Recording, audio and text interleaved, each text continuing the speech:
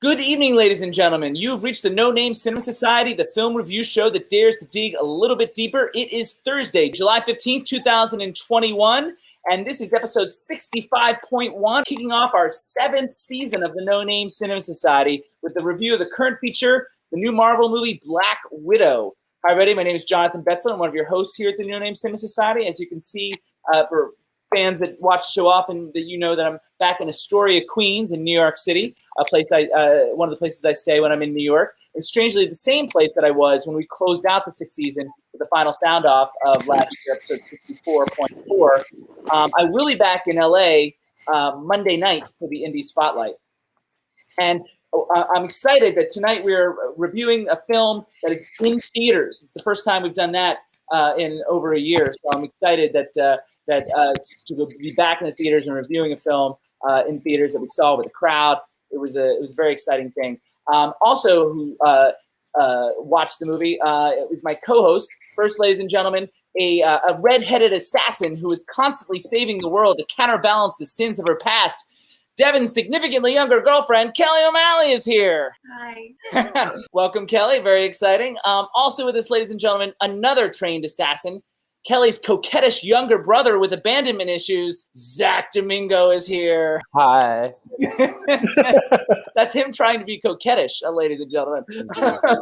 So welcome to these guys, Kelly and Zach. First, let me show you, this is our schedule for this, our first series of episodes of our 7th season, our 65th series of episodes overall, starting tonight, of course, with our review of Black Widow, and then continues on Monday, July 19th with our Indie Spotlight, the film Christine from 2016, as this year we'll be reviewing indies from 5 years ago. A week from tonight, July 22nd, will be our classic movie discussion, which we're going to unpack one of the films from our 1917 review that did not come up on our show at all, Alexander Jodorowsky's controversial film El Topo. And on Monday, July 26th, Kelly will be back with me for our 49th Sound Off, which I'm going to do a book review. We're going to do a tweet beat, in which we answer your questions about the finale episodes, the top 10 films of 2020, the Oscar preview, and also, of course, the 1970 review.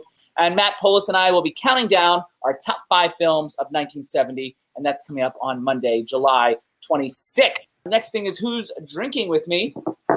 Anybody? I mean, no? Zach always drinks with me. Kelly's got tea, it looks like. What do you got there, Zach? I have a lemon LaCroix. So disappointing. Thank you. I'm by myself with the drinking here as the sun's going down here in New York. This, by the way, is our drinking game for you, the audience, to play along with us. You guys send us in things that you drink at when you watch the show. And whenever Zach says for real, for sure, or 100%, you guys drink. Whenever Kelly makes fun of Devin, and whenever I say all-time contrivance or verisimilitude, you guys drink. We recently lost director Dick Donner about 10 days ago or so.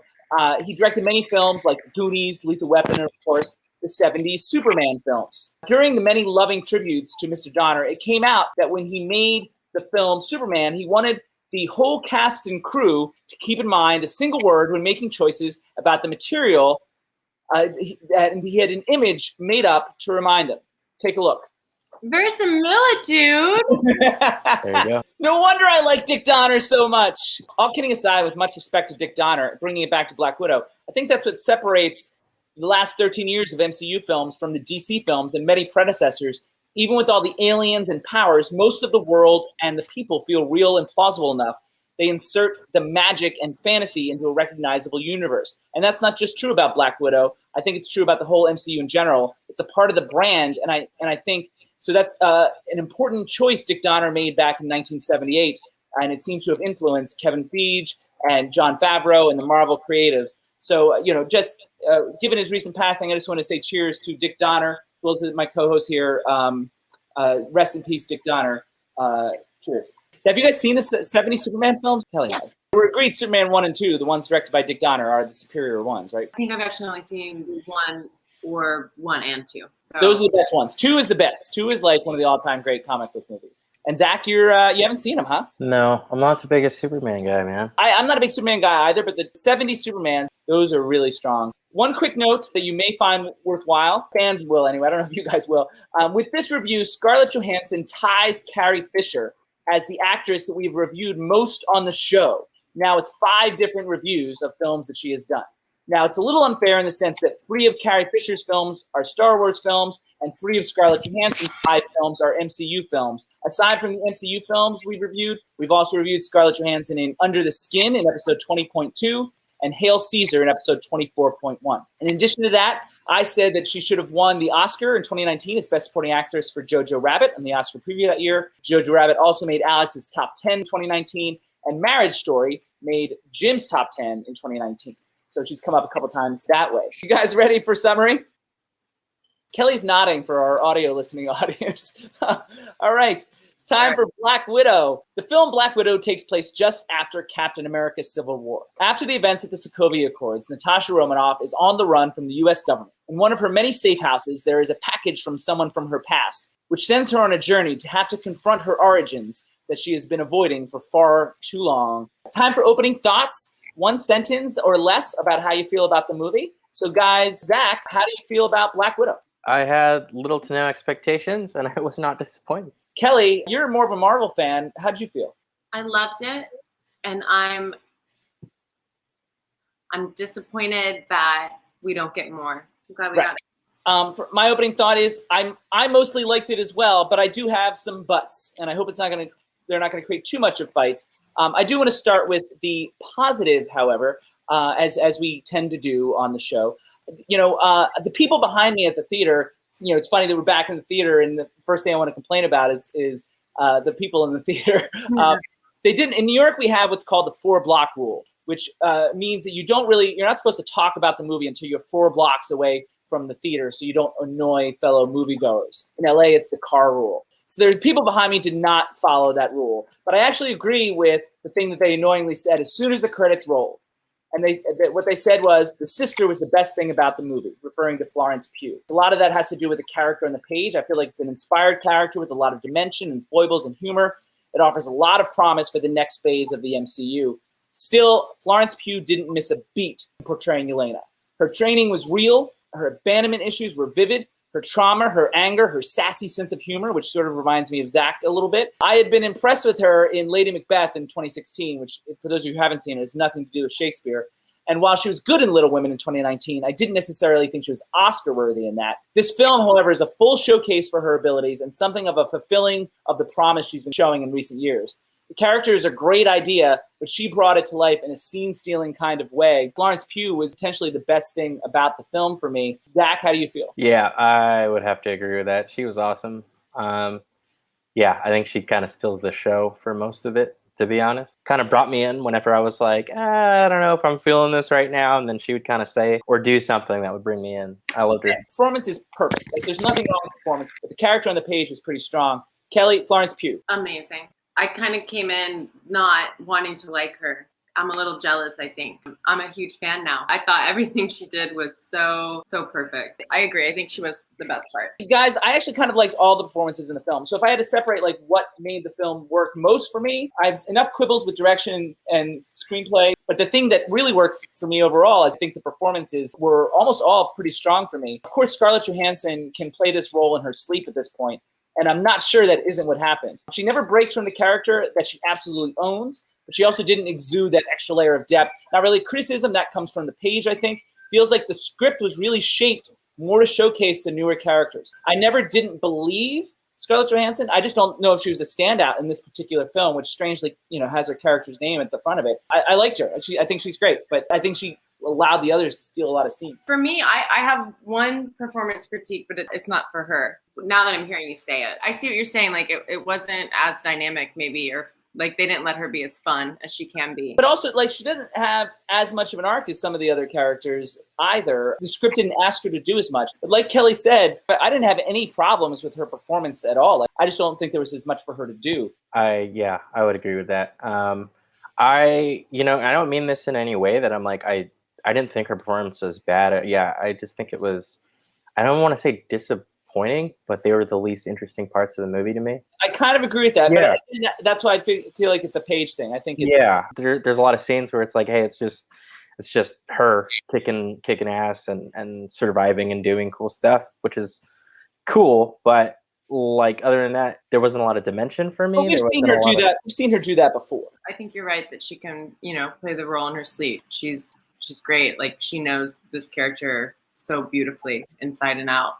Kelly said there's one actor that she has some quibbles with. So if I like them all, we'll see if there's going to be some issues. One of those new characters who was another standout to me was David Harbour as the Red Guardian. He brought a lot of the comic relief, but I actually found a lot of truth in his narcissistic need to relive his glory days.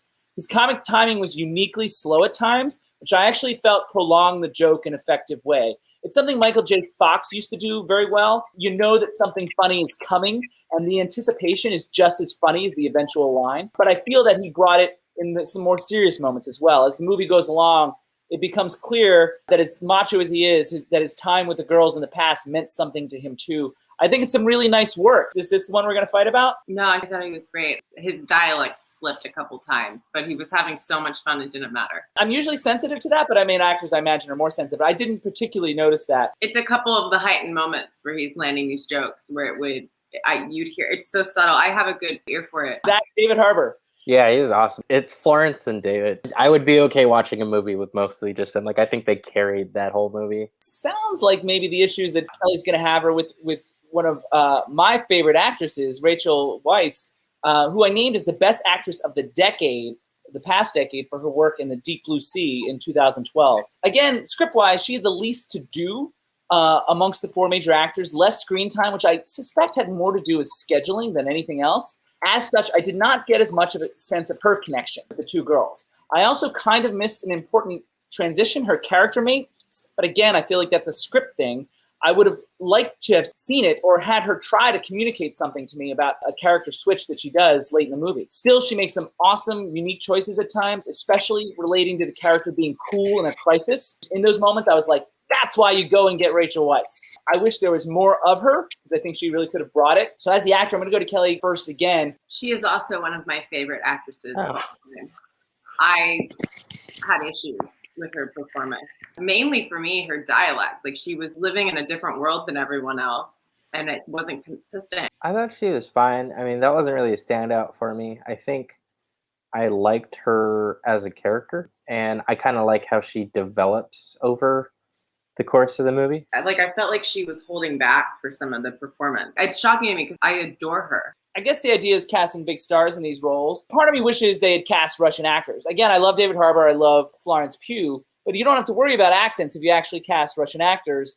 And Florence Pugh actually looks kind of Russian. David Harbour, not as much. And Rachel Weisz, to me, not at all. That's a hard one for me because I think as actors, that's part of our craft. And to say you can't. It's not can't. It breaks down another level of artifice. For me, I hear that and I'm like, okay, then stop giving all the Australian actors the American actors parts. I totally get that, yeah. But yeah, I think if you're going to cast someone, they need to be able to do it. Right. I like the idea of breaking down barriers to artists from other countries. It is less to do about lack of craft for American actors than offering variety to American audiences, trying to get American audience used to people from different countries and breaking down some of our dislike towards other nations. That's totally fair and valid, and I agree with that as well.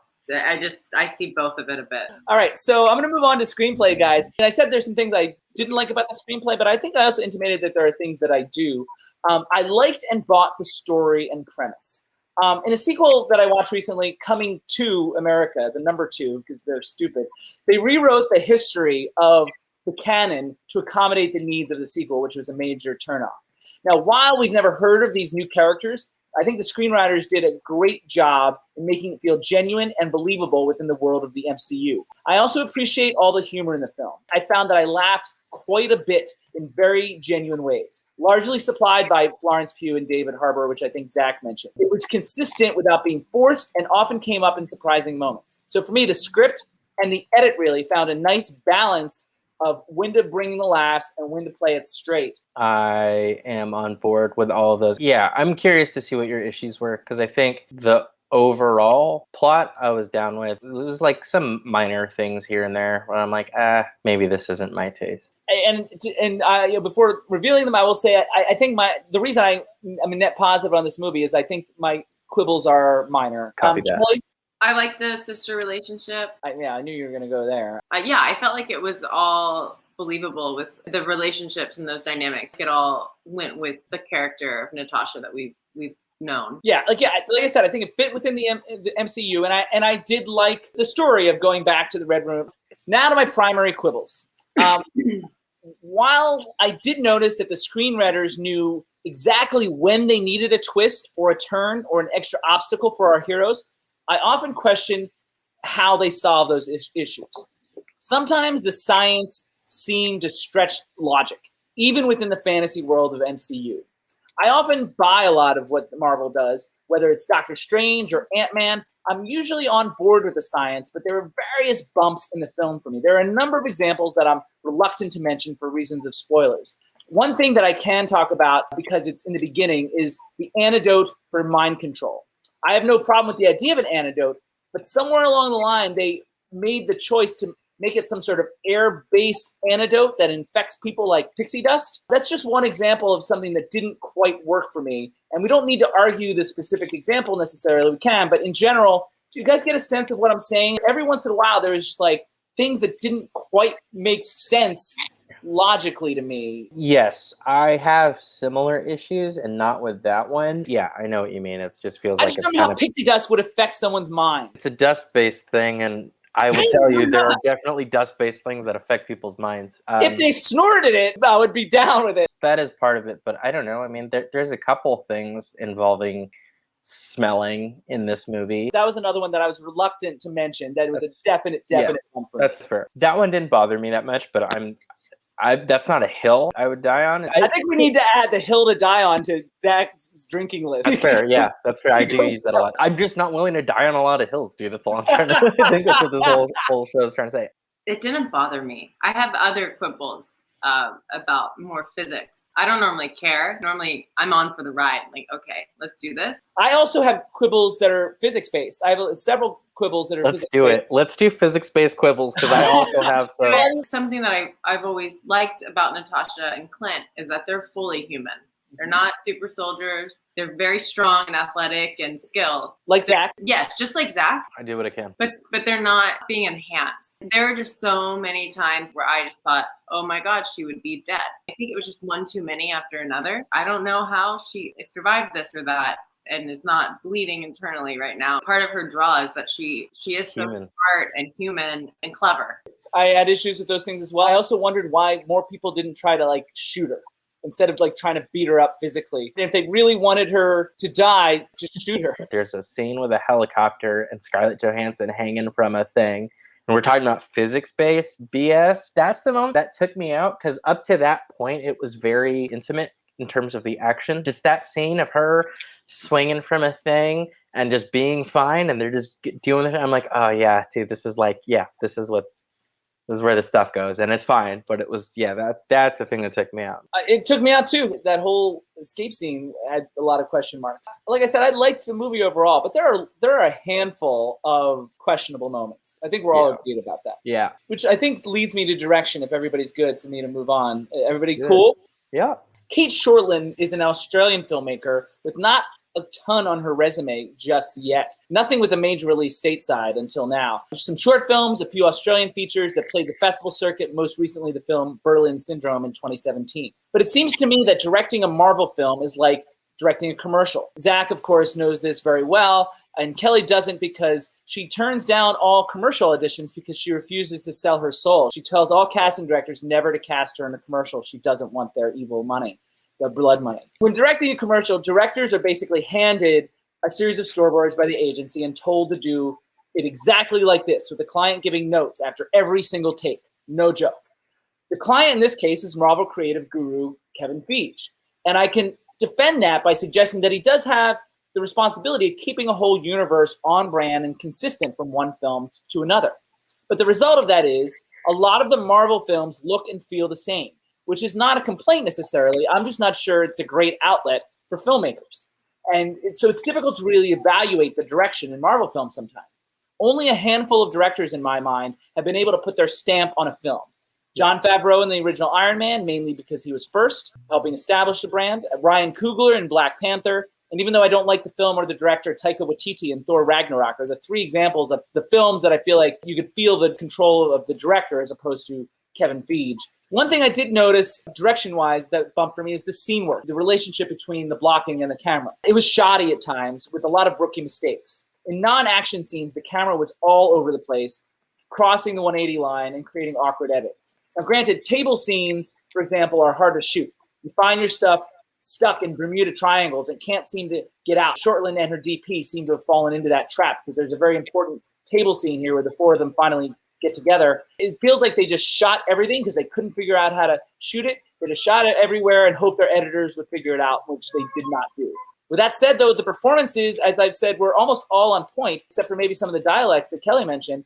So perhaps that's what Shortland brought to the table, a shepherdess to guide the actors. I'm not sure. So there was some like sloppiness in terms of the basics of film direction. I'm glad that you brought that up also with that entire disclaimer and comparing it to a commercial. I actually heard that kind of goes top to bottom for crew as well in terms of cinematography. Well, they all look the same to me for the most part. Yeah, that's because they are actually, I've heard stories from not many degrees of separation in terms of DPs being extremely frustrated. I complained once. I was working on I was working on an episode of Cold Case once, and I complained to somebody I was helping write an episode of Cold Case. It's a long story, and I was frustrated. They had a very specific formula, and I was like, "This is so anti-creative, this is ridiculous. I have this paint by numbers kind of thing." And then someone said to me, "Well, the creativity is finding the art within this formula," and I was like, "Oh, that's a damn good point." And so. I would argue, for me, like even as an actor, maybe it's the specificity of the boundaries you're given. When you have those, then you can really start to play. There's a lot that you can kind of find within and make it fun for yourself still. I agree with a lot of what Zach said, but just for the sake of playing devil's advocate, as much as I probably feel frustrated at times too if I was directing a Marvel movie, I see the long view from Kevin Feige's perspective. I understand the end game, pun intended. Yeah, I was about to say. Marvel is a brand, so you're being a part of a brand, and you have to use your art and use those skills. But it's not the creative art projects an industry. Yep. And so if you sign on for something, you're working for a brand. My point of mentioning is it's hard to evaluate the direction of Marvel films individually. That's exactly my other issue within the category of direction, whether it's her fault or not, is I have mixed feelings on the action scenes. She or they did a good job with off-screen space and geography, but I also felt that some of the action moments got to be preposterous. Just some. I particularly didn't like the car chase in Budapest, nor the aerial stuff at the end.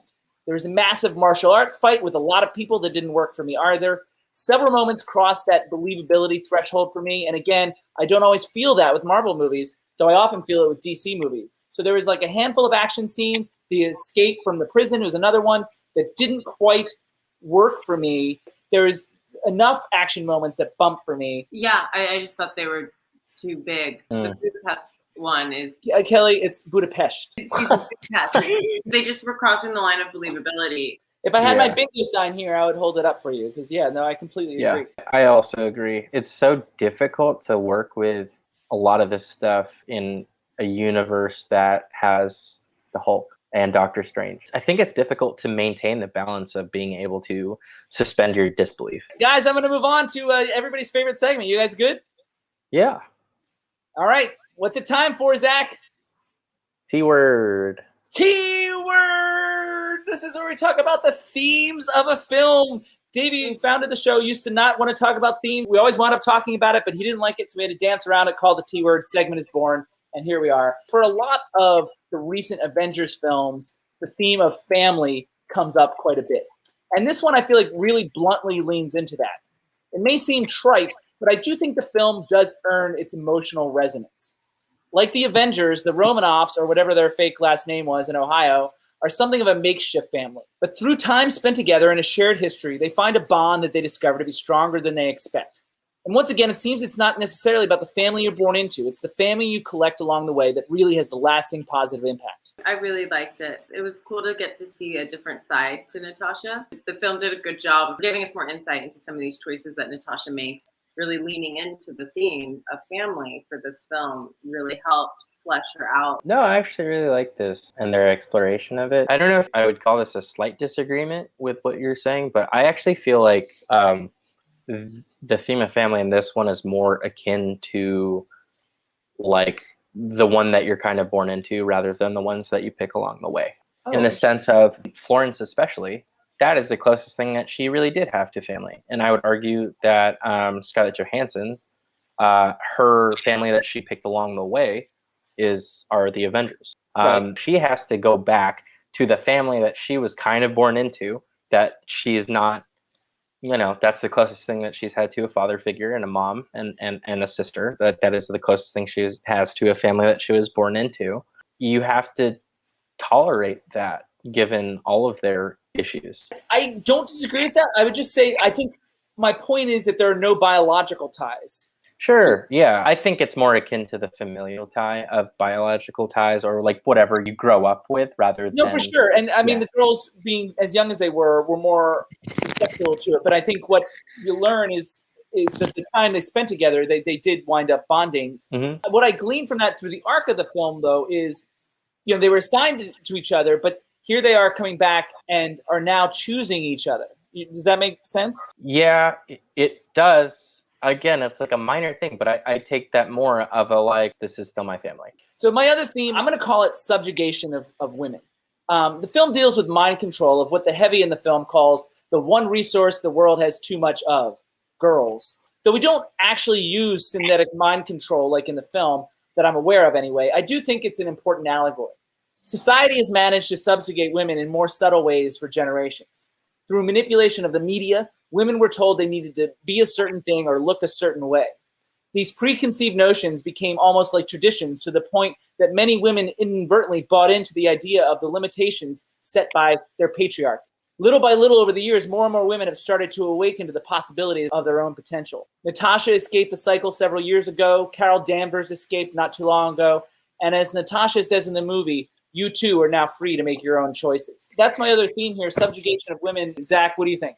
I took it a little bit differently. I think you're right, though. I was kind of thinking of it more as like free will in general. But for sure. I mean, like, that's the end result. Yeah. But I mean, like, there was a specific element of it, just because it was so focused on women, that I just felt like it was not just free will; it was freedom for women to be able to make their own choices. And I'm extrapolating the rest of it from that, potentially as an allegory. Kelly? Yeah, I definitely was getting that, but it was, a lot about women, and it reminded me a bit about sex trafficking. That's an extreme subjugation of women, but yes. And he's taking these girls at a young age, and he's profiting off of them. What you're saying, I think, is accurate. It's definitely talking about women, and women finding their freedom from men, and like being what they want and not what they're told to be. I wish they had trusted us a little more, maybe. Natasha's line of the one you just quoted. I agree with that, actually. That they didn't trust us to understand. I mean, I agree with that completely, but I guess my counter argument might be, one screenwriter might suggest that line is necessary for 18 and under. Don't know that it is. Like, we all got it. Would kids have gotten it without that line? Maybe. Like, I'm not sure, to be honest. True. I probably wouldn't have, I want to say I wouldn't have allowed it. I probably would have asked to cut it out. I probably would have tried something else. And if I were a director, it's not a hill I would die on. Yeah. It sounds like we have quibbles, but it just sounds like agreement. Like, we have quibbles, but for the most part, we all mostly liked it. Like, maybe in 7-ish range on a scale 1 to 10. Like, it sounds like we're all on that same general. I enjoyed it. Yeah, for sure. Okay. I think I have to space my viewings of these. I will say, after watching this movie, I was like, oh man, there's actually like a number of gaps that I have personally within the franchise that I'm like, oh, maybe I should go back and watch like some of these. Like, it actually made me want to watch more movies. I would just like to share that when I saw Endgame and she died, I cried, because I thought it meant we were not going to get a Black Widow movie ever. So I'm happy they made that work. Our next current feature, I hope, guys, I should be back in, I would be in LA for it, I believe. But our next current feature, I hope, will be Free Guy, starring Ryan Reynolds, and that'll be on Thursday, August 19th. Before then, we have our next show, our Indie Spotlight, on July 19th, this upcoming Monday, in which we're going to do my number one movie from 2016, at least in my top 10 of that year, Christine, starring Rebecca Hall, and that'll be coming this Monday night. That's it for tonight. Say goodbye to the audience. Bye. Bye. And with that, ladies and gentlemen, this meeting of the No Name Cinema Society is adjourned.